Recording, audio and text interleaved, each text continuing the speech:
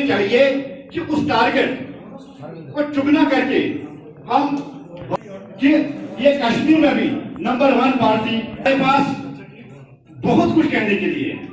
आप देखिए एक ऐसा प्राइम मिनिस्टर आता है न सिख है न ईसाई है। आपको याद होगा कल इंटरनेशनल मैगजीन में आज जम्मू कश्मीर के तीनों खित्तों में, जम्मू में भी, लेह में भी और यहाँ श्रीनगर में भी जो हमारी मेंबरशिप ड्राइव शुरू होने वाली है 6 जुलाई को, उसको लेकर एक बड़ी मीटिंग हम लोग कर रहे हैं। हमारा संविधान है कि जो पिछली मेंबरशिप हुई थी उससे 20% मेंबर बढ़ाकर फिर वो स्टेट जो है वो चुनाव के लिए एलिजिबिलिटी होती है। तो अगस्त तक ये मेंबरशिप चलेगी। उसके बाद हमारा जो पार्टी का चुनाव है, संगठन का चुनाव है, उसकी प्रक्रिया जो है वो शुरू होगी। और मैं देख रहा हूँ क्योंकि राजस्थान भी मेरे पास है, यहाँ भी एक मीटिंग ले गया हूँ। भारतीय जनता पार्टी का मेंबर बनने के लिए लोगों के मन में बहुत उत्साह है। अब सोशल मीडिया पर भी लोग बार बार पूछ रहे हैं कि भारतीय जनता पार्टी का मेंबर कैसे बना जाए।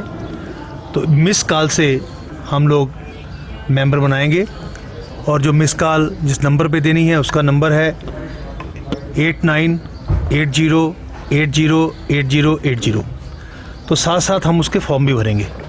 सो एक मेंबरशिप ड्राइव जो है वो बड़ी ट्रांसपेरेंट वे से होगी और मैं देख रहा हूँ कि यहाँ पर भी बहुत बड़ा उत्साह लोगों में है। जो गवर्नर ने परसों बयान दिया है कि हुर्रियत से बातचीत करनी चाहिए, इसके बारे में सर आप क्या? देखिए, हमारा शुरू से एक ही स्टैंड रहा है।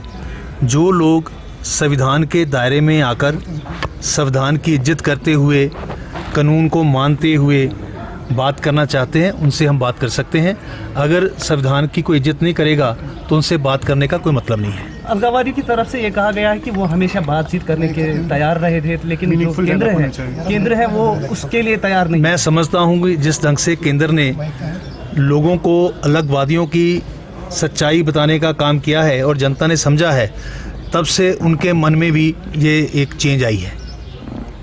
हुर्रियत की तरफ से एक कहा वो सच्चा रहा हमेशा कि अगर हमने पॉजिटिव यहाँ से देखा है तो सेंट्रल गवर्नमेंट कभी ने वो आपने जो वादे किए वो उसमें खरे नहीं होते। मैं आपके द्वारा, आपके चैनल्स के द्वारा, आपके मीडिया के द्वारा कश्मीर की जनता को एक बताना चाहता हूँ कि भारतीय जनता पार्टी का मकसद है, केंद्र सरकार का मकसद है, जहाँ पर पीस हो और विकास हो।